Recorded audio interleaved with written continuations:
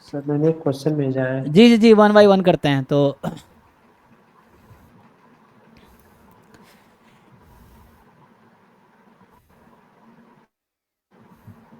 हाँ जी भाई प्रियांशु, बताओ कहाँ से स्टार्ट करें। तुम तो ये बताओ पहले, ये जो भेजे हो तुम 2024, तुम्हारे लिए स्पेशली बता देता हूँ मैं।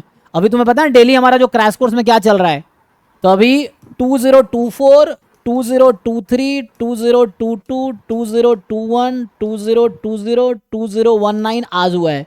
तो ये पेपर ऑलरेडी हो चुके हैं। तो तुम्हारा अगर इसमें कोई डाउट है तो जाके वीडियो देखो जो ऐप पे अपलोडेड है PYQ के नाम से, ठीक है। और बाकी ये प्रोसेस कंटिन्यू होगा 2005 तक। ये प्रोसेस अभी कंटिन्यू होगा 2005 तक। तो कल का जो डिस्कशन है 2018 एंड 2017 का है, ठीक है।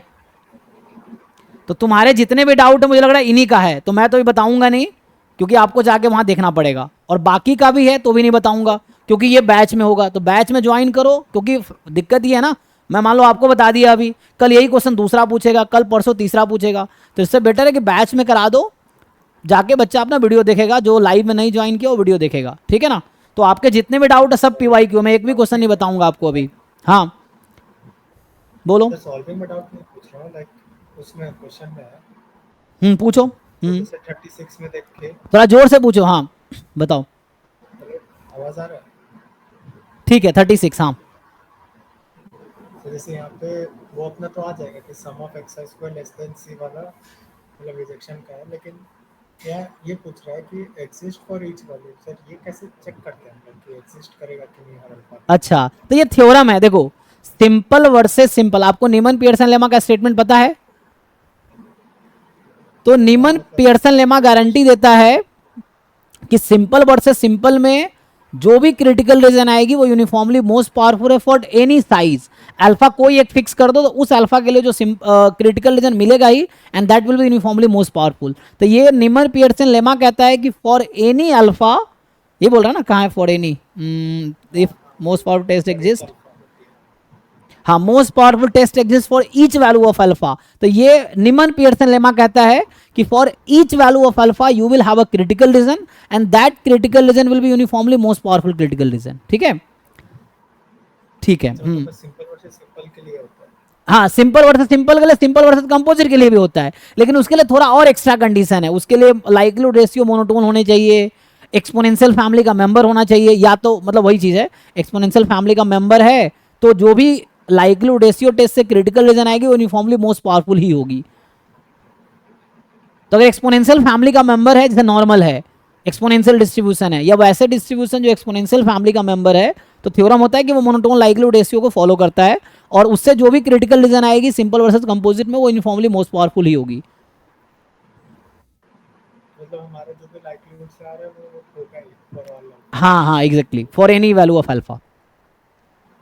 अच्छा और सर जो उसके ऊपर है 22 में, हम्म सब मतलब मेरा कॉन्फिडेंस इंटरवल तो आ जाएगा, लाइक वो एक्स बार माइनस 0.588 से एक्स बार प्लस तक, लेकिन फिर हम इन इंटरवल को कैसे चेक करते हैं कि इसमें से कौन सा सेटिस्फाई कंपेयर होगा? करके, तो आपको एक यूनिक अल्फा एक्स बार मिलना चाहिए। आपका जो आंसर तो आप जो कह रहे हो वो आ जाएगा, X bar minus sigma by root 10, है ना, जो भी फॉर्मूला है, मीन नोन है 1.95, हाँ 95% है। ये ना। हाँ यस सर। तो इसको चारों ऑप्शन के साथ कंपेयर करो। पहली बात कि एक्स बार जो है वो यूनिक आने चाहिए इस साइड से भी और इस साइड से भी। हर ऑप्शन में दो इक्वेशन बनेगा, ठीक है। तो एक्स बार की दो वैल्यू आएगी, तो एक्स बार कॉमन वैल्यू आनी चाहिए, पहली कंडीशन। कॉन्ट्राडिक्टरी वैल्यू नहीं आनी चाहिए कि एक कह रहा है कुछ और दूसरा कह रहा है कुछ और। दूसरी चीज, X bar should belong to the critical region. ये कहां होने चाहिए, क्रिटिकल रीजन में या रिजेक्शन रीजन में होने चाहिए। दो कंडीशन है, एक तो पहले आप ईच, मान लो पहला ऑप्शन चेक कर रहे हो तो लोअर बाउंड को लोअर बाउंड के इक्वल रखो, अपर बाउंड को अपर बाउंड के इक्वल रखो, और कंपेयर करो। एक्स बार की यूनिक वैल्यू आनी चाहिए। दो ऑप्शन तो ऐसे ही आउट हो जाएगा इस तरीके से, और बाकी दो ऑप्शन जो सही आएंगे उसमें आपको देखना है कि एक्स बार वो जो क्रिटिकल रीजन है आपका, रिजेक्शन रीजन, उसमें होने चाहिए। ये है। सर रिजेक्शन में क्यों होना चाहिए, लाइक कॉन्फिडेंस इंटरवल निकाल रहे हैं तो कॉन्फिडेंस लेवल किसका निकाल रहे हैं, म्यू का, ना कि एक्स बार का। म्यू का। सो म्यू कॉन्फिडेंस इंटरवल में होगा ना। यहां बोल रहा है कि based on the sample test of the form this reject null hypothesis at 5% level of significance. तो ये जो आपका k की वैल्यू आएगी, हमें क्या करना है, H0 को रिजेक्ट करना है। क्यों रिजेक्ट करना है? क्योंकि लेवल ऑफ सिग्निफिकेंस को अचीव करना है 5% लेवल ऑफ सिग्निफिकेंस पे।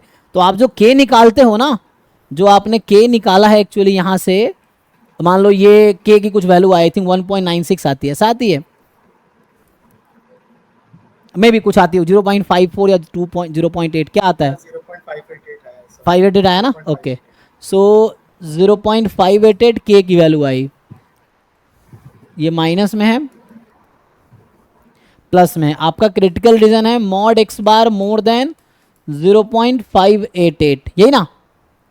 Yes sir. तो टू रिजेक्ट H0 x बार कहाँ होने चाहिए, इस इंटरवल में। एक्चुअली हाइपोथेसिस टेस्टिंग हमारा पर्पस होता है H0 को रिजेक्ट करना, उसके लिए हम लोग इन्फॉर्मेशन कलेक्ट कर रहे होते हैं टू रिजेक्ट H0। तो या तो H0 रिजेक्ट होता है या रिजेक्ट नहीं होता है ना। तो यहां पे आपको क्वेश्चन में खुद ही कह रखा है, based on this sample test of the form x bar more than this reject the null hypothesis at 5% level of significance. तो जो आपने k निकाले हैं वो किससे निकाले हैं, 5% लेवल ऑफ सिग्निफिकेंस से निकाले हैं ना। और 5% लेवल ऑफ सिग्निफिकेंस किसका है, रिजेक्शन रीजन का।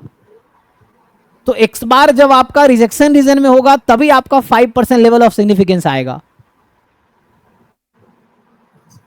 ये चीज है। मतलब मैक्सिमम एरर जो है ना 5% है, टाइप 1 एरर की मैक्सिमम प्रोबेबिलिटी 5% है।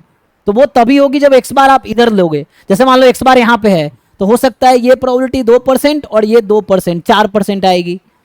अगर आपने x बार को यहां ले लिया एग्जांपल के लिए, तो आपका लेवल ऑफ सिग्निफिकेंस 10% आ जाएगा। अगर इस बीच में कहीं x बार को ले लिया ना, तो लेवल ऑफ सिग्निफिकेंस 10% आ जाएगा। लेकिन ये जो लेवल ऑफ, हाँ बढ़ जाएगा वो, क्योंकि ये प्रोबेबिलिटी है लेवल ऑफ सिग्निफिकेंस, ये प्रोबेबिलिटी है।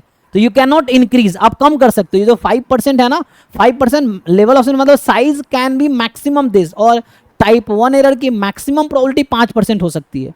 आप 5% से बाहर नहीं ले सकते। तो x बार अगर इधर ले लोगे तो आपका टाइप 1 एरर की प्रोबेबिलिटी 5% से ज्यादा हो जाएगी, that is not allowed here. तो यहाँ आप मैक्सिमम टाइप 1 एरर की प्रोबेबिलिटी 5% ही ले सकते हो। तो उसके लिए आपको x बार को इधर लेना पड़ेगा, इधर या इधर रिजेक्शन रीजन में लेना पड़ेगा, तब जो टाइप 1 एरर या तो 5% होगी या उससे कम आएगी, समझ आया। तो इसीलिए x बार को रिजेक्शन रीजन में लेना पड़ेगा। तो फिर सर मतलब मैं पहले कॉन्फिडेंस इंटरवल निकाल लूंगा और फिर ऑप्शंस ट्राई करके x बार की वैल्यू निकाल लूंगा जी तो जो क्रिटिकल रीजन में रहेगा वो ऑप्शन ट्रू हो जाएगा। हाँ एग्जैक्टली, तो x बार जो आएगा वो क्रिटिकल रीजन में होने चाहिए, तो ऑप्शन सही हो जाएगा। ठीक है, अभी आपके क्वेश्चन को होल्ड करते हैं। हाँ